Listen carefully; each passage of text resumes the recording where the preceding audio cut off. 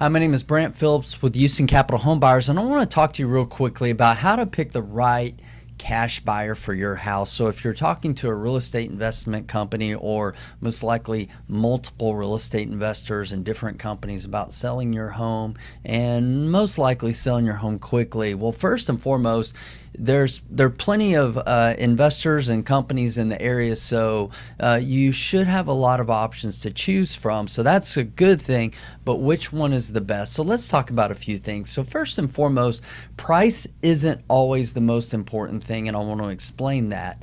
Because if you accept an offer for a higher price, but that particular company or individual is unable to close the property, close on that expected day, or just with inability to close, altogether, then that higher offer could end up costing you quite a bit of money in the long run. So what I want you to consider is really thinking twice about working with what is called a wholesaler. This is someone that is actually not going to buy your home. They are going to put your home under contract, and one way that you can typically determine this is in the buyer side of the contract. They'll put their name or their company name and or signs. They'll include that verbiage and or signs. What that means is they are not going to buy your home. They're going to go out and try to find another buyer, another real estate investor to pay more money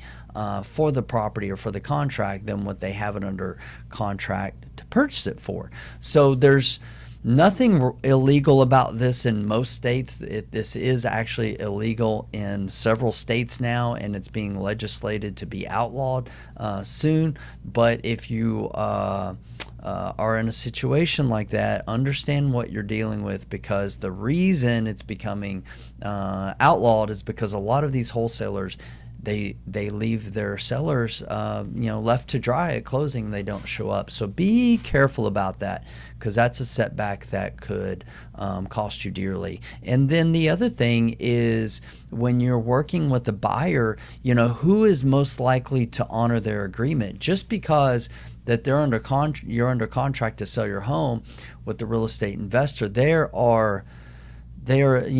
I'll tell you that real estate investors are a dime a dozen. There's boot camps and workshops going through town every single weekend. And a lot of these people, they read a book, they go to a workshop, and they think they're a real estate investor. They get a house under contract and they get wet feet, they get cold feet, or they can't get financing and funding. And they're not able to honor their agreement. So here's some things that you can look for when you're doing your due diligence and doing your research. Is ask for a proof of funds. Like, find out if they have the cash or the financing in order. If they're telling you that they're going to use financing, whether that be conventional financing, it could be through a private lender, it could be through what we call a hard money loan. Make sure that they have proof of funds, the ability to close on for the amount that they've agreed to, as well as the by the date that they've agreed to. Because another trick that I've seen played is they get right to the day or day before closing and say they could only get approved for X amount of money, and they want you to reduce the contract price by $5, $10, $15, $25,000. I've heard of that happening quite a bit. So just be careful. And the reason that they wait till the end is because people may have already moved, they may have packed, they've got the finish line in mind, and the thought of going through the whole process again is too overwhelming, so they will concede and reduce the price. So that's not someone you want to do business with. So how can you find out if you may be dealing with someone like that? Google reviews. You can go online, search Google. Like I said, that's a good source. Ask for references from them.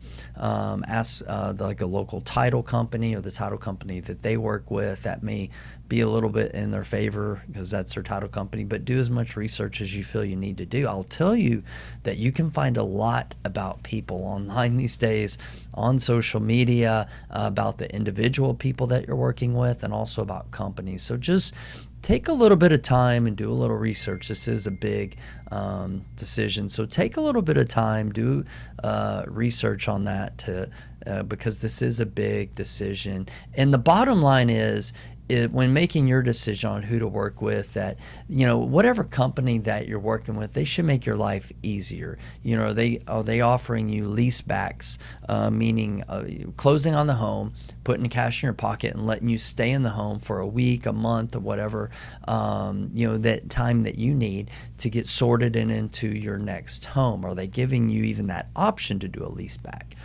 Moving assistance, do they offer any assistance? Like, for example, we provide moving assistance when requested from our buyers locally, not if you're moving out of state and things like that, but local moving assistance. And just, answering your questions, having common courtesy, respect during the process, because this is a big decision. It's very stressful at times when it comes to selling your house and finding a new house and moving. And so I hope this has been helpful in giving you some things to consider when choosing, the right buyer for your house. So if we can help in any way, just feel free to call, reach out, email us, call us, text us, any way that works best for you. We'd like to see if we can help you with your home and in any way possible. Take care.